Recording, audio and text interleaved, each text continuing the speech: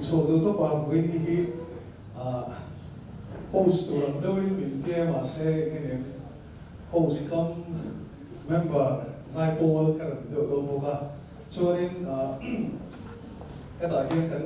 kan program kan vek no welcome note and dia ke ma pudai kata chuanin we ni hian masain pole isobi stamin chibai abu kwet chawa we ni a okte bizo ko nga kan hun poi mo tak kum khat anniversary mi tel tu thi wa an lo tu kan chi chawa mingin zai po mi lo tu chi chawi ke hi tok ka thi ka lo ma se ka thi ma in karon ti do don to pa chuanin kan zai po in to del ve ma ti hian host ka na ma zai to solo to hian conductor to ka director to kan ni fa ka so all in all kan to top no ni so ni na hunta ka ta thu ma chan thi lawa asan choi ka chia te kan ai poi mo em te le kan guest cha te kan kho cha te tai tu ran tu no ba ngin le voi ni program hi shong tu ma kan lawa su khat te le chia cha te ni so ba ni chia thiam na karon deal boka so ni kan zai pol ko khat kan lo ring ve ta ti hian kan project ti mi la kan lop da ta khi a chok chin in ti mi thia karon so chu bo khan 2 days 1 day ve la gap si ko ma karon som chewa chu ta chuan kan chhian tha te le kan u nau te kan sum te chu so ma le kan zai pol lo tho pui to te ne so nin kan anniversary ta khi tu ka ta Wednesday khania ni so pasari ni kum khan kanan again kanan din vero ya asan na kanan dia bakini na asan na te suwanin really hey in rinni ni ya Wednesday lo tu kan ni angin hazir pain tilia me kan tuma ma se kan advisor upazo moya kanan rona ani in ai tu na chatak le advice chatak kan pe ya kum khan lop te chu au yom zia kan chenga no te kan lop te pon an kum ni na kum thun na chu kan lop pe ma to lo kum khan ni chu kan mai fu me ma chu ma chu we ni yen ni po kan lo pian kum khan lai kan lai ya ni ya kum khan lai kan ngai hu wa thik pui ne na la sir pa ti le me kan ui wa in dinner kan dia ama sai kan sai poli headquarters dia tak kan ni lo wa ti yen kan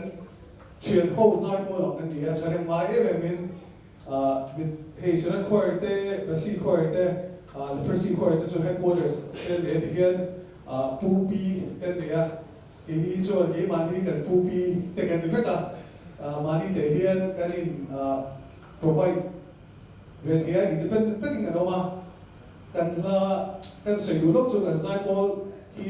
freedom này tất cả rong bol na atana dia baka zai pola lo tui shep to se ko ra te ba si ko ra te ko shen chu lo te shep to experience shep to te dia so bang so ha zir po atira nge ro kan be pon ha zir tam lo kha kan ti ha top me ne chu ti ko chon nge ne freedom me chu ti ro ni kai thu ro la kai ko ya zai po program hi kan an se chu na ro pong to wa pa hian za kan ku khan so kan tin ta ni ang guin program ta kan ni tam me kan ni so ka chu pa hian mal so na kan dong se ma lo tu ong se we ni formal tu lo ni kan tu nga nge ne nakina tu soi tu kan ti te po khan a du piang 5 minutes ang kan ta ro na chu soi chok kan tu nga so kan ti kha dinner te po kha thing pui te po kha do chan chu saturin kan som bok chu ni kha zo kan i se kan zai po introduction hi kan pe kan kina akim chang zo in chang chui te kan director te in ram pe to ai na kha opening speech do la kin no ai sa pe do ne chuanin kan program ka mongin welcome those of an opening song ani ya hi kan octave bizo ko ate kan la kan signature la kan ti me hi kan sarik me ya chu với ni hian in ngai thap me lo kan la wa ngai tha to pe no ma se ngai tha don le la kan tua cho cái nó sẽ đôi những opening song in chút mà chuan introduction cái này mas a very good advisor okay with Zoquer advisor upazol thang moya khatla okay bomenga ani hi district ni ko ni ai kima kan ro per ni du na na te kan committee a i zan klai po soilowin nge kan varo to pani saidam tak le wane takin ren te lo ro pu chi na ni nge ne chian ho mong khat advice China chuchumin advice chachin le de kala cheu bo gari so in soprano chong tira ro ting so zen se la ren CM hi oh kana Cindy la lo pui ani hi ren loi don chong kali itop ten so in kan pon bele mind presbyterian vek kan dia I branch ng Europe top in haro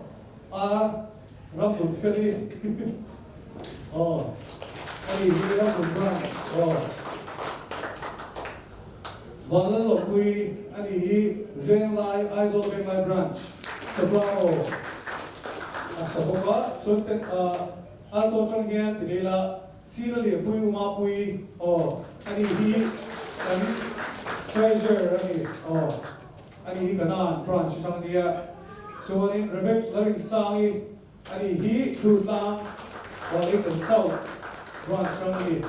lalu moi ani zone of branch tang na kan ni alto part so dia so ani big tang na tele biang la kima ani bolu branch pu ani bolu Lal Sampuya, ani boy pu, ani deu chia ani hi nursery branch, ani larin puya, ani hi tui ko branch kan ani boga. So ani kan conductor, dibok kan director dibok week kan suma, ani kanan branch. So tenor. I mất sống đông kim à em sao anh đi sớm tăng đi lên branch đó sủi dễ là sủi dễ là các dấu của branch đúng không lúc mà dấu sorry lúc mà branch này so cái hiện đi đến sang vát thế có đi còn branch sang cái gì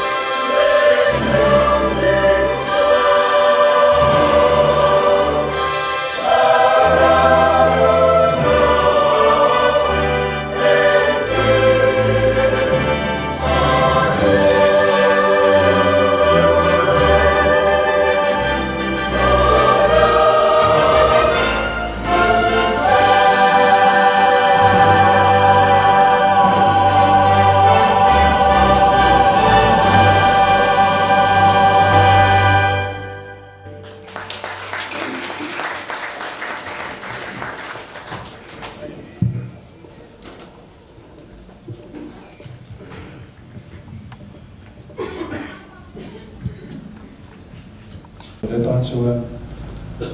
kan hun thianin han le kan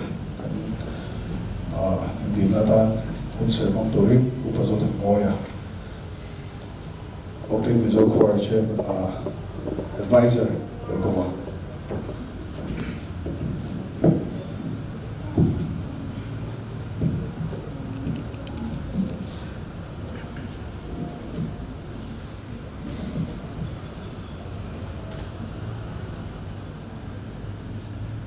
Mình cho vay chỉ vậy, cũng thật sự. Với nhiều hôm trước tắc mấy cái này thì rồi, cái gì á, cái hiện thủ để chia ra, cái trong trái vay công lý khát lệ, anh suy đủ cái này á. Octave thì anh thua thì khá là môi, cái gì không mấy á, ri cho octave khát suy mà hiện, em nắm bộ, em instruments bộ, anh lên với cả, cho vàng cho anh minh anh chế hiện anh mani cho Christian anh này, in lá bộ anh lên với cái này, cho anh công lâu thui tặng, anh số mẹ, dài hin hoa man tia, anh khăm lâu à, cho anh hít na, anh in cái gì, in cho ba cái cho anh thu anh oi à, anh mani anh in thu luôn thấy à, chỉ là cái sẽ đó, dài bộ là, chỉ sáng sáng anh lâu đến đó, tổng siết mà tất cả cái này. Amar cho anh tổng siết để chủ cũng là anh đạp xả thu oi takin anh cần mấy anh siết để thu anh oi nên là anh chung để thu anh oi nó lại tất khi anh lưu cái tiền này phố tin chung của trong những vui nia anh chung để những cái trả việc vào family support anh đông chalu tu khi cái giải paul đằng lòng này anh thấy cái cái chân tu gì mà mình nên cái gì anh mà đi hiện upa thì nó nhiều vin anh ô bùi kim à, cho chúng mình bảo tu bộ ông xe anh chom nung dễ là, nấu bằng thế bao hiện ô bùi kim thế này thế à, Syria đấy to, anh nấu bằng thế hiện ông về thấu bộ cả, cho nên cho anh tu na khả năng sai cái gì à, khá anh đi phun anh, Allah asirin anh bột phan thế, lu tập rất jadi cái gì à, tin anh môi em này ngà. Em thì giải Paul dress code à, ít hơn, những model lệ, nghe nhỉ? Ông vì đã có thể anh tìm mất sự kiện ba ngày, mà bây giờ anh chỉ chân đều, ông cũng bán vì tiền chỉ nó, khát tiền ăn nhiều lâu khác, lâu rồi xí lâu, smart à, còn chính châu tu để bộ, anh đi xem lại thì, lu lệ in cái gì à, anh ấy, sang number song thun bali sang khát à chuan, in lai po in lal pa chu ka fakanga. Ama phật na chu kaka chuộc phúc in lai po in lal pa chu ka phật nga ama phật na chu kaka changin chuộc phúc pathian ina adu ber chu ama sia ka manga phật hiền chu sa ko dang song song po hian an tum ve wangin ot lang phật hi an tinasa Amero chu can be kem te cho vi nan ti te ke ni a chuan a pum puin kan fak thim na lai a lu ni chu mi pui thei tura rimoi sang sang an pang thiam te po hi a lu khop mai Octave Mizo Choir rawang hian pathian te na po lom thu chu ko ho pon kan soi a chu lo me pathian ne chung trai lopa kan pathian min pangai tu ring tla phật tla in ma na tla pathian kan nei chia wangin i mingro pui kan phaka voin nia local khom te hi i ma tunin chibai kan bu ka che kan biak tlo min lo ngai thlam sakam che Octave Mizo Choir member ten zai pol sang sanga lo telin phak na la kong sang sangin an lo sa tong thina zau so ka an zai theina tur te zau zo ka rongan bol theina tur te in he zai bol hi nikum tunam huna khan din an lo rota in ne na po an on khen tri na voi ta ta da sil do na pia in ne na an on lam tri mo ka trong try na i changa lo tu kan soe tin sti rual chuan engemo rem chan sok na wang te le ro kon na chen kana wangin member in thak te lo ngaya chunga te po chuan zai pol ni pung ron hretak tur member duam tak tak te nangin min pezel poka heng awang po hian lom thu kan ron soye zai pol member te frisel lok na te arasat na te chiat to te hial po chung ko te singa alo thin ve fo thin chung la ka po chuan le la ba min hum thata vo in min suai thena lom thu kan soye tin la sak tu thatak tak vo in thena min la pe ka wangin lom thu kan soya la zil na tur hun le mun thatak min pe ka wang po hian lom thu kan soye tin ke ma ni mai chon kan kal thei lo chung ko thatak tak mai zaya min tui pui tu kan hun tam tak kan sen lai po in chung khora kan ti ai lo ti kan om lo hiat mia lo min lo lia ko thin chung ko min pe ka wa pon lom thu kan soi boke voin nia akum khat kan lo then hian nangma kan lom na lo zuang zero se voina kan lom thu soi na ta kan thil ti tu sang sanga hian nang lo tel zelang che iso krista mi ne na ti le amen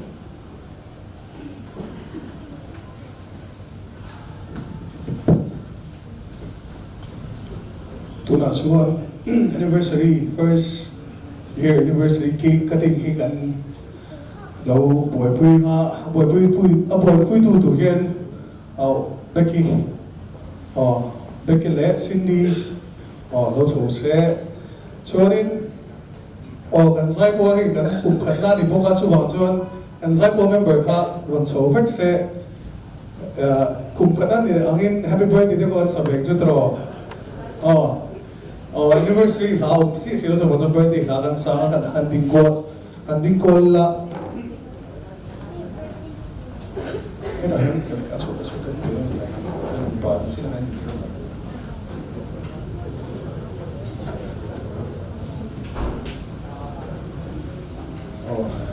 kan conductor ka kan director bok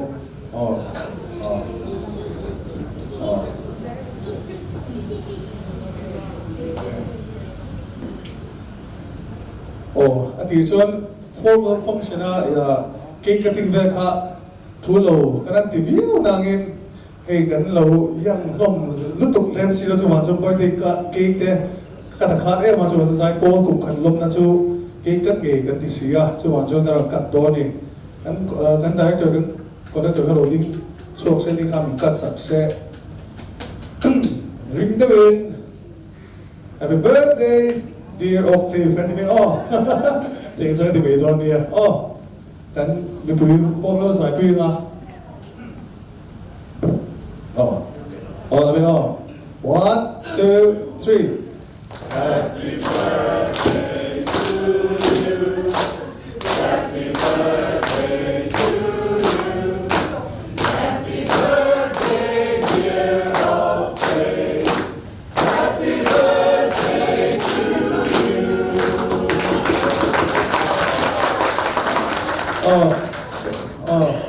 1, 2, 3 cho nên các con đã trở thành hàng các sự sẽ in bật chút thì lộ mình 1, 2, 3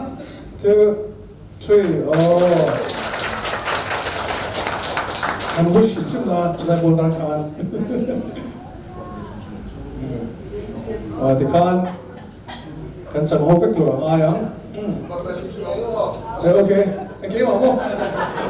okay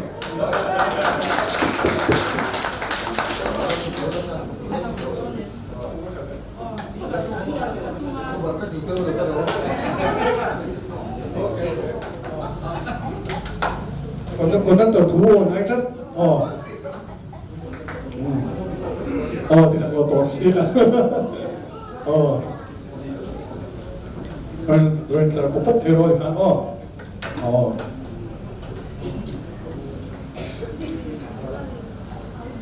cái này không biết nó sẽ là cái nào mình thao thôi xí à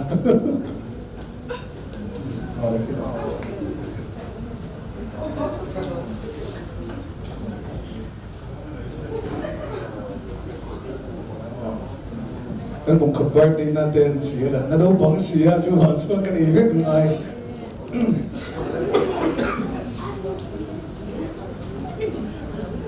siya ka to pero parmiro kita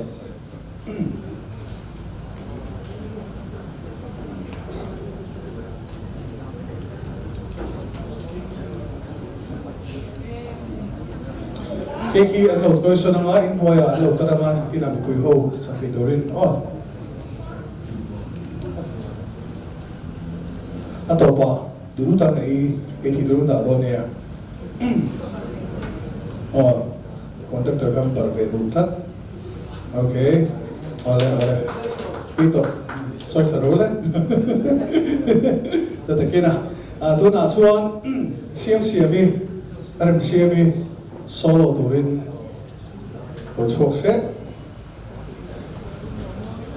với anniversary mình lâu lâu với tụi nó so thế chúng ta thì cái mình lâu tụi so ya giải pol cùng khát nó rồi mà sẽ là cái gì ở đây to à thì chân cái cái xoay trong trong mà đi làm mà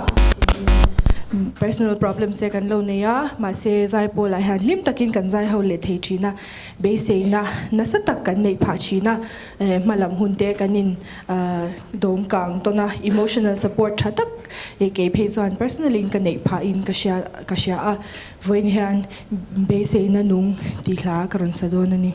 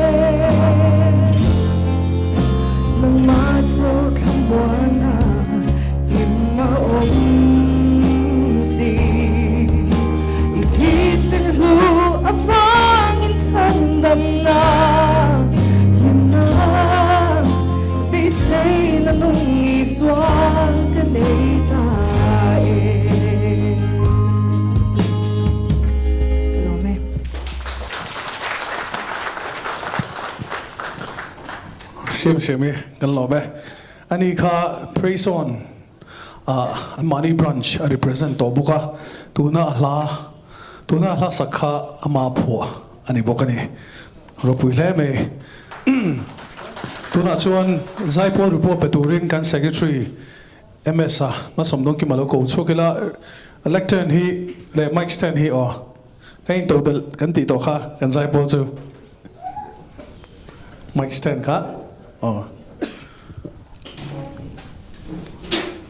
report peturin MSA o somang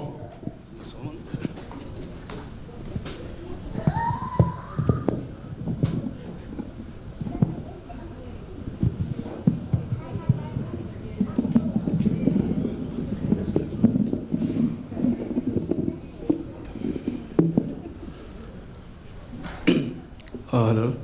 Octave Amasain Octave Mizo Choir 1 year anniversary lomna puala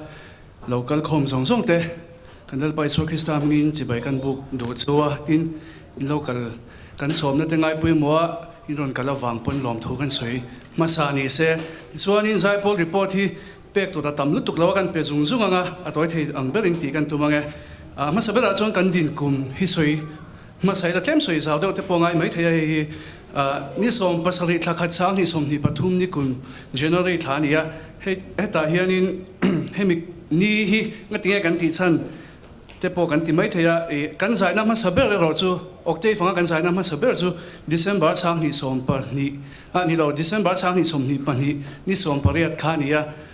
PMOD program ma kan zu zaya Shillonga chu ta changchon Octave Mizo Choir hi alo dinga ti chuanin managing board te kan hanin dina enge din kum hi mumal zokin isia mangu kan tia ti chuanin ni som pasari January sang ni som ni pathuma hian kan music video ma saber ma tu je salang short version kami release pa khanin kan hemini hi ipo mangu ti khan kan relta ti chuanin ni som pasari thakhat sang ni som ni pathum hi Octave Mizo Choir din ko maloni ta ni ti chuanin member hi som pali kanoma advisor pakhat kan le introduction chu tirlama kan ti to vain karon ti to lo mai anga hazir to za ti som ni pani ania ti chuanin hazir na hmuna tan hian ti lai hall tho hive aizo city hall hi kan manga engtik lai mai po hianin hla zirani ani do don hi chuanin hena hall ti to pania awle olo poi kan ngai to lawa ti hianin ram tak hian enge in phal tak in hong tak hianin min man tir china Henry chunga le achung te chunga lom thu kan soi tak me bokani ti chuanin la zira piang hian tholom kan la ve thina atame mo tleme mo la zira tholom kha om ve thina ni ti chuanin Zaipol term hi kum khat term ania ma se financial year rin kan kala kum khat tia khanin hei January to December khan kan kal ve lo thunga March to April khan ia March ha hian in term khat to panga ti chuanin a new term thar hi April atang in chan le don tina ni chu ti chuanin committee nei to za thian soi ve lela committee nei za thi achip enge adik kil kelin kan lo chin chia lo wang hian voice somvel bol nei ni in kanin shia tona ti chuanin enge veng hla le mun sang sang om te kan ni wang hian abikin managing board hi chut kho mi a hada ve china rem chan lo chang te lo om china chuwang chuanin video cam WhatsApp video cam hian in committee kan nei mai china hei hi chumnga kan nei to bokani ti chuanin kan sai to na hi han soi vele ila kan chia thla tho tho ke tlemin atam deuh dona a reilu tuklo na ma sabela chon PMOD program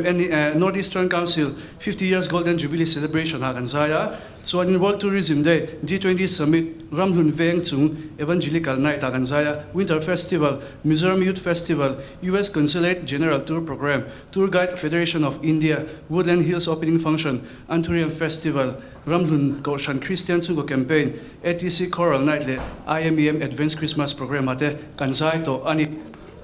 ti chuanin music video hi kan soi ta kan khani na tirlama pakhat kan nei to tuna hianin lapani record sa music video shoot mai thei tura paisa kan nei to hei po hi kan ege kan rom han dan chuan kan ti theibat kan in base ya chongchai na te min lo siat pui ula mi lo siat sak vela to da kan ti theina te kan som do bok cheu ni ti chuanin kan Zaipol member ra chang hian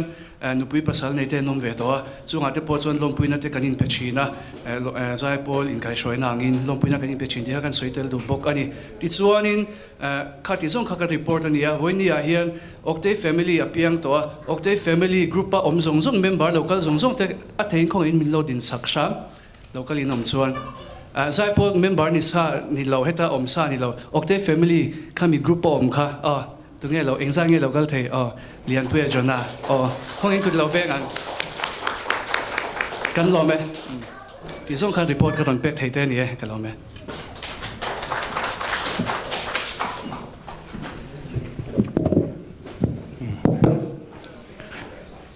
Hiện ra kan sai pol hi mi mal ang deuh thian zo din ang ni deuh ma se program hi kan phu lo le engeng video po kha kan sein ni kum masa December thla khan Modi program a zai don wangin ma tu je salam kha kan sa khami kha video chu po 2 minutes vel short min kat saka kha video siam ngai wang kan siam ta khania chu official la video kan nei ni ma se kha program kha kan lo ngai thang khan festival ti te general consulate ti te sang engeng VIP program le official function kan zai thi MMA chu pathian mal som la kan dong na sa ti kan soi ve duwa kan phu lovin program kan nei tam ve a ha zir ro kan soi do khan kan zir tam ngai lo kan thiam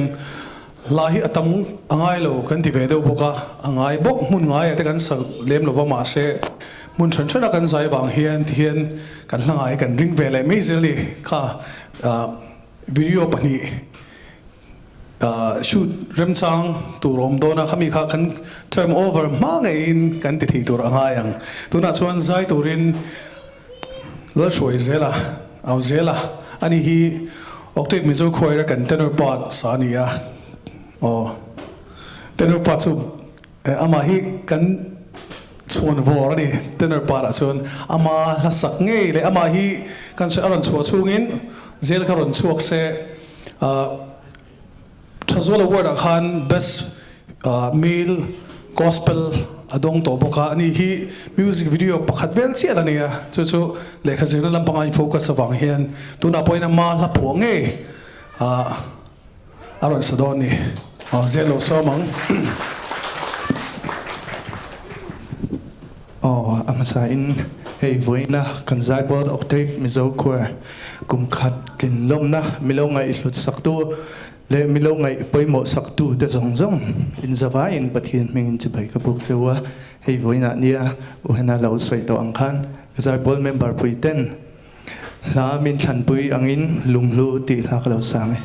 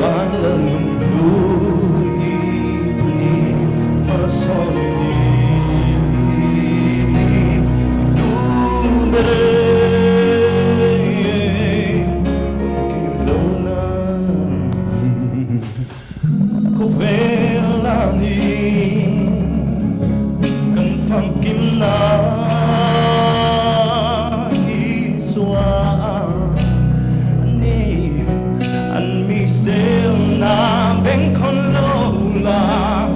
lỡ na thốc phô la.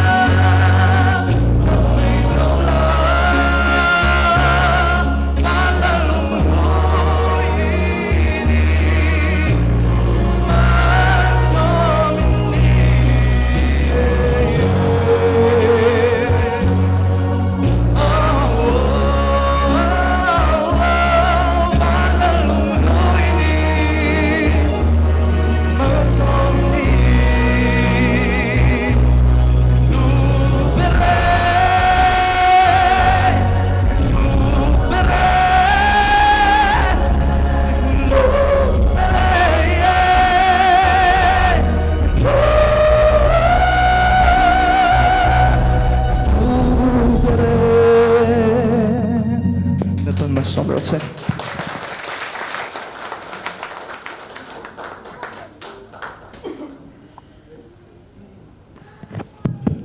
sẽ là rồi bùi lẽ mày gần lò mẹ tôi nói xuân tôi soi tôi hai đứa piang ta gần tia 5 minutes gần tia khá nghe điện formalities ta gần tia khát liêm tôi tam bộ khá na soi chỗ thì gần soi tôi gần xóm vách chỗ này tôi nói tôi soi tôi hai đứa piang ta hun lò hong chế chol trần tu Octave mizo choir ni lo pon azai pol dang ten lo tel to na pon nuliang ni le me lo ma puin ron ti ma puin chu wang chuan karon ding chuak le to ringot ani ading masa kanom hi chuan in nya midang hin local vele zela voina hian pathian hi aro pui katia lalpa hi aro pui kati ni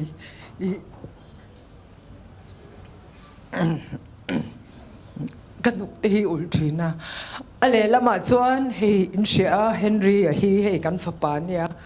achian te ho po hi abul intran tira changin ti meyang ka siat vek te nia kan ina voi tam in mel ka mua in lazir kan ngai tha in eitur in tur kan buai pui boka I thei to pin ititiang kan upai hianin soile soinu kan nun na chan nan po hian kan zai lei thei lova amai ro chu pathian faka fa ten han zai in petak men han zai hi chuan nu le pa te chu kan thin lung hi alom ve veng fenga I enge niang helai thin lunga hian ngai that na hi om ve veng veng me ni chu wang chon voina hian lalpa hi ro pui ber ro se ti hi I katin lunga oma lalpa hi fakin om ro se lalpa hi ro pui ber ro se ti lai kha karon soi masak du ber ani din voina hianin hei kum khat in lo thlinga thinlung takin du sakna sang ber ka hlan chewa in thei to pin ale lama chuan oni china an advisor rupa zo than moina soyang deuh khan pathian Octavina ahwam kim veka ale lama chuan zaina zirte po hian lathak te po hi alo ngai ve thina amaro chu in sakapiang hi zaom takhian in la sazel hian ka ria kalo support ngar chewa tin hei in page sang te po hian kalo thumbs up ve zia ani ti kha I soi ka du shim ka lo like ve zia boka I eng comment lem lo maila voinia hian hei chungkwa soi to angin misang kan om lova chungkwa nang ma ni I support tu vek kan ni ti in sia a hetia karon din chhuata ka chuan ka soi du achu I ale lama chuan zai po lain han zai hawa in zawa in kom ngai zia te kamua in support na sad zia te po kamua chu wang chuan hei hi I nang ma ni poina in dai rei na tur atan chuan apoi mo lai berani thinlung taka in tin ka soile du chu I Paul amo zai Paul amo in lo ni po in hei lungoi lo na te po om ve fo chin ngai dan ni lo te po om ve fo chin amaro chu ke ma la ma changa voin nia ka thuron cha thei ber chau chu in mangai ula in support ton ula lungoi lo na le nga mo om pon soi ho ula thil reng hi chu discussa hanin nial bappa atopa consensus hi om ve zelani chu wang chuan in dai reizel na turin chula ya chu pathian a in ngat tlat sungin thei top a in support tonin in kalzel na tura thinlung takin du sakna kalan chewa tin kalau englai point kalau thumbs up sak reng don chu ni ti kha karon soi ani soi tur ka shalo maro chu mặc về đều mấy chú tún mà trăng tuổi anh em mỗi in hẳn tí lệ khian thu soi anh hẳn tí thôi nếu lẽ anh khác anh mấy lắm thì anh đi cả lâu đinh chua lệ chín cái rồi đinh đủ lâu nó chăn po tí ra chọn cái soi to anh khan nang mani ho in chan zia le in support ton zia ka mu hian ka nu khin ti ul ve thin ani in chang hian ka she ve thin sia kalaya khanin ke mai hi ka thin lunga hianin ka nu khin lo ti ul ve top thina chu chu nu thin lunga ni chu in zawai in shiat ka du chu nu thin lunga chang chuan nang ni po hi adik tak chuan ko imuna po in kalna pianga hei fa te angin kan en vek cheu ni kan du sak chewa i kan lo chan chewa ti cha ula kan dua engkim me hen in mingi cha se kan dua nu thin lunga changin voinia hian octave mizo choir hi ka support chewa kamangai ve top chewa in kalzel na tura thin lung takin du sakna ka hlan cheu ni ti kha karon se ka lo me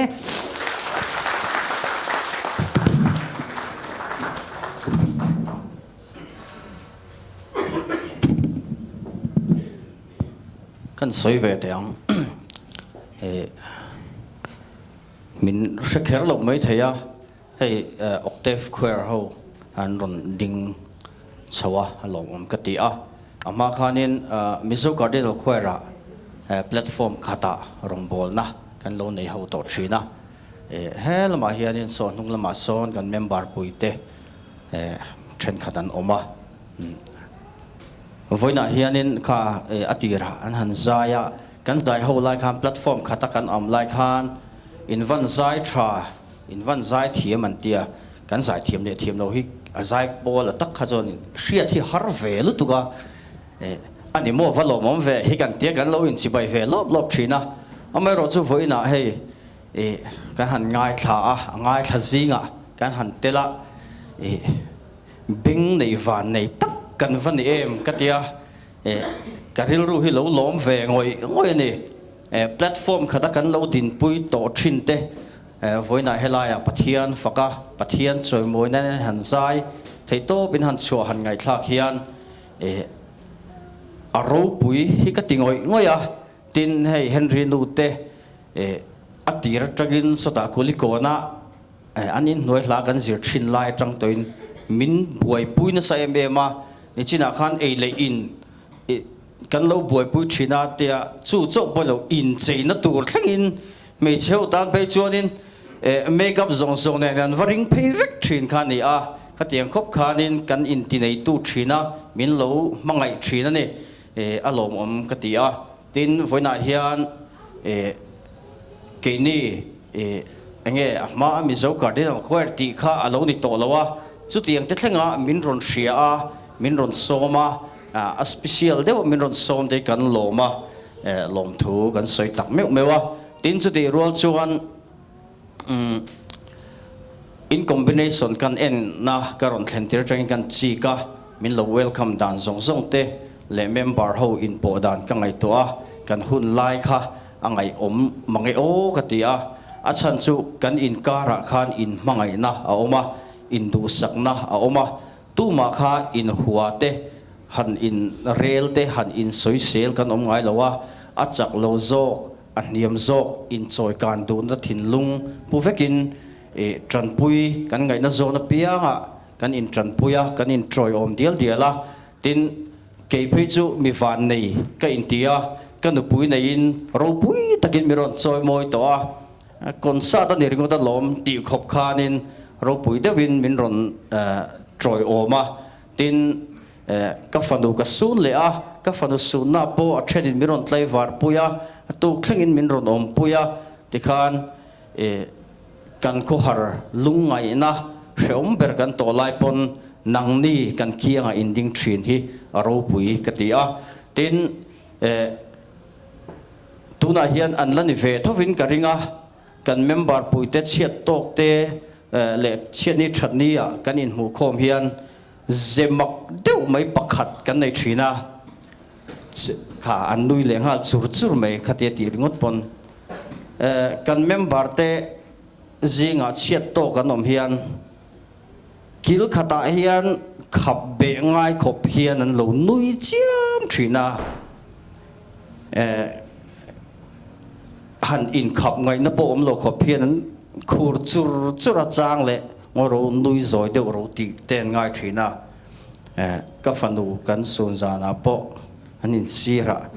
mi inan mel ruk ruk khopin an nui chiam to chuan pakhat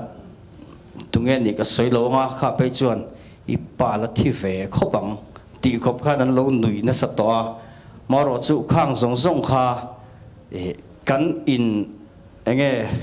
kan in mu sit na te kan in deu so na lampo ni lawa kan in po lutuk kan in mangai tlang lutuk ina a ken tel ta ni a chu chu mishing atang chuak mai ani lawa he hi pathian min pe kan e kan in kara alaya iswa kan da tlata khoi muna po kalila pathian nen engkim lim takin kan machom tlang thina chunga wanga I tun thlenga lakal thei hi nin ka hria octave choir hote kal zel ula in lungrualin in mangain harsat na huna le lim na huna tuma in phatsan lo ula tlema chak lo big in lo ani po in akal tlai thang deuh hlekte in lo ani pon in soi sel mai lovin in dom kang ton ula aron ma ve thei deuh hlek na po khan tran lạc ngaya tin chumi cho pakhat kan soitel do chu music chon khota neya beat aneya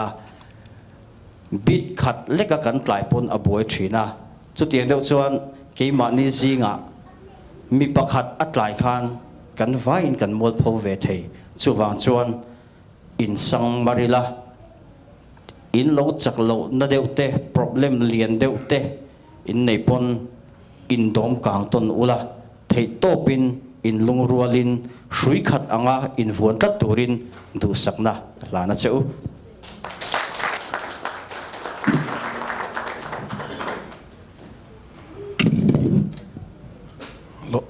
lo mong khop me kan cycle member kan bengle lama ti chuak me lovin lo ngai tha ulukula apoi mo hlom le me tuna chuan vote of thanks soi turin Winkle anun chunga kan conductor ni bok kan director ni bok no somang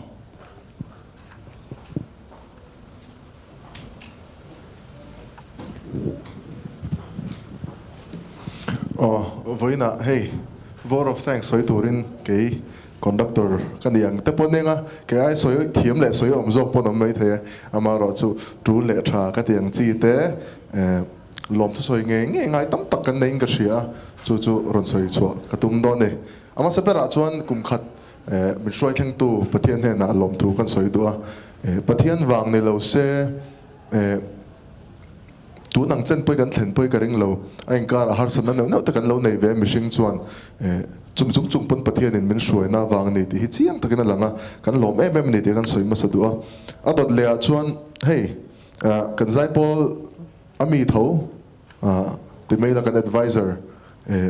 pumama puzo than moi na hin lom thu kan soi dua kan zai pol din tir ma khan kan din ma po khan an ina hian velengin advice sang kan la thina ama wang hian kan constitution te pom umal tak kan duang theya le constitution han lang kher lo zai pol kai shroina ta na poi mo tam tak te pom min shil thina achunga khain thin lung takin lom thu kan shil dua le hey kan zai pol min support atir tanga min support tu le mizo kardel khor kan ni tanga min support em tu puma rota chunga hen lom thu na sa takin kan soi du bokani achan chu min tiza oma hun serte hey voina po program ne ya program kan program ngai poi moin a program man zo vele ron kal nga tle min a huna takaron thleng thei lo dewa amaro chu min ngai poi mo saka vai kan lom em ani ti han soi du bokani le kan soi mai thei lo kan mi som ta zong chunga lom thu kan soi du boka kan soi tong khan voine kain som limit em mi som nga borvel ni tura kain chuta kan mi som ta nen pei chuan mi som nga borvel kan mi som ta hi mi som li potling lo kan borvel kan som he kan turn up thale nin kan ria kan za vai chunga khan kan lom em bokani kan thian te kan leina ngai ta ngoi ma in nia nang ma ni ba kha enge zai poltana a hun to pa chon nang ma zai poltana mi tangkai nom chuang lo ni chuan kan member hluite te to mela mizo cornel khor kan ni lai mi le octave mizo khor kan ni to nuwa po hain sik soi ngai lai khan oma member tlem te na awang te zirna awang te và lỗ tờ rem chia tổ lỗ tờ ôm à bị tắc in với na hay Jonah lệ liền bùi ta nó tel thế kan lom em bốc anh bị đắng tlem zong anh bốc trên khát nô tên này lim te lệ na vanga bùi tên ôm vangin anh kal thấy đâu nè chuan program mình xong tu te zong zong thế này lom thu soi ngay bốc cái gì kan anh mani vang hiền program mấy bác experience chatak tak te min nei tira ram chung le ram po na te le poi mo em mai sum le pai la ma po in total na tur ta na poi mo em an ni a lom thu kan soi du bok ani chuan hey Henry ne na hen lom thu kan soi du zai pol mingin Henry hi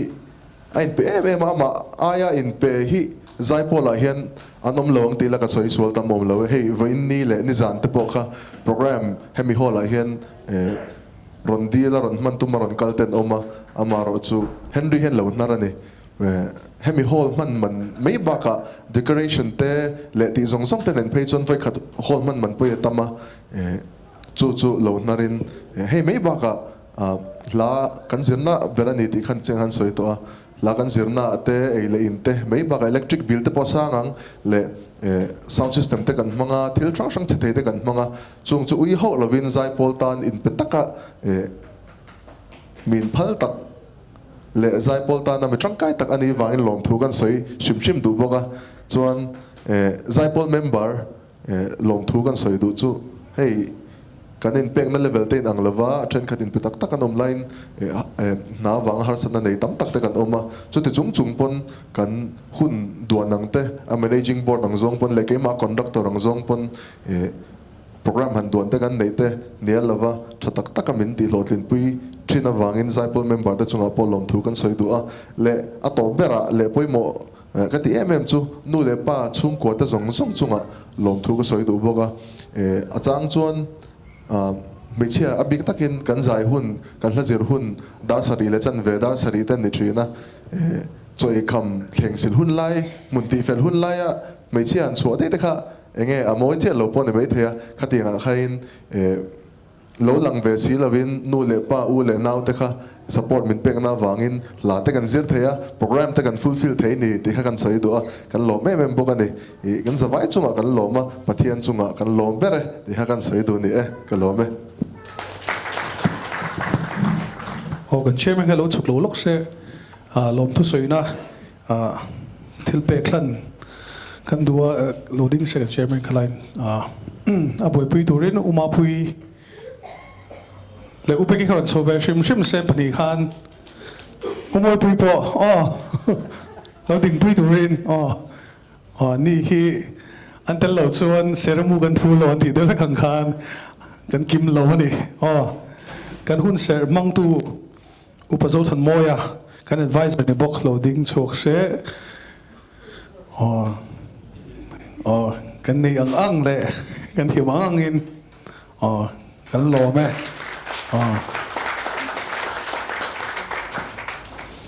chuan na ling cho don ani ma som chung trai na nei tur ani a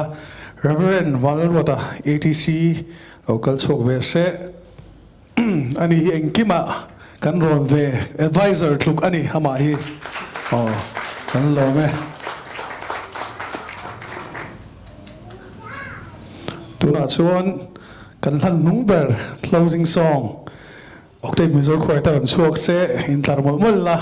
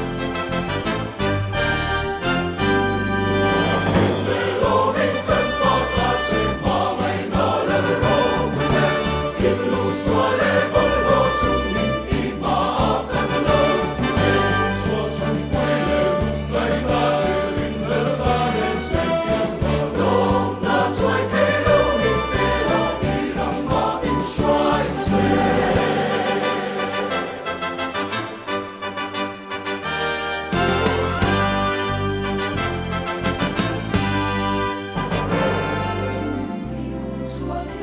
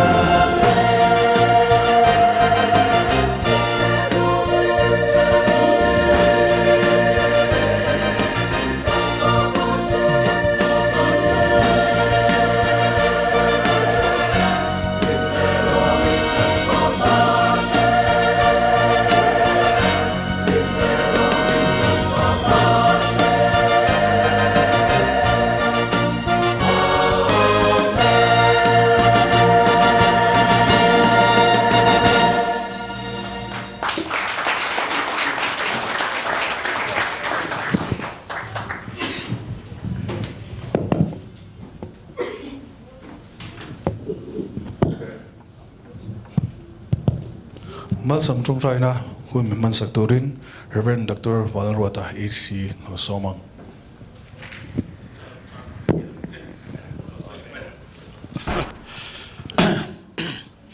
Mal som trong trai sai mai trong kam ni khat lek kan nei nga Octave Mizo Choir he ni kum khan alan tua khan ga tang he ka lan lot ling le in ga ria kum khat lot ling le ta a ti chuan program te kha an CMATC a choir choral nights te kan tia chuan ATC la ma te ron za ya chuan he kum khat lot ling ta a lo kum khat lo tin chuan kha program te khan ATC te khan lo tia kha an update lo kho an up to date lo kho but chan mari pastor kan ito dai sia ATC he pekite ATC lama leitan sadaran choke ga chuksan ve to wa chan mari pastor ason choli ma sakha in induction service kha kan ne ya to na chuan program re ga ATC ti a chan mari kan ito don ni na ni chu sate lama la ten zir du chuan cha mari pastor kuar tora te lai ron zir thi na kan ane room don ania no welcome vek cheu ni ti te kha kan sai du ani in zing alo tel let he kan lom le mai khong ai lo ding la ma som tong tai na in nal pa kan pathian men mai tu fak tu te ila nei zela khovela in do na le in ti chiat tum na in ram ala amitam takin ral thom te mga mi te an be rup lai nang ma fak tu thin lung le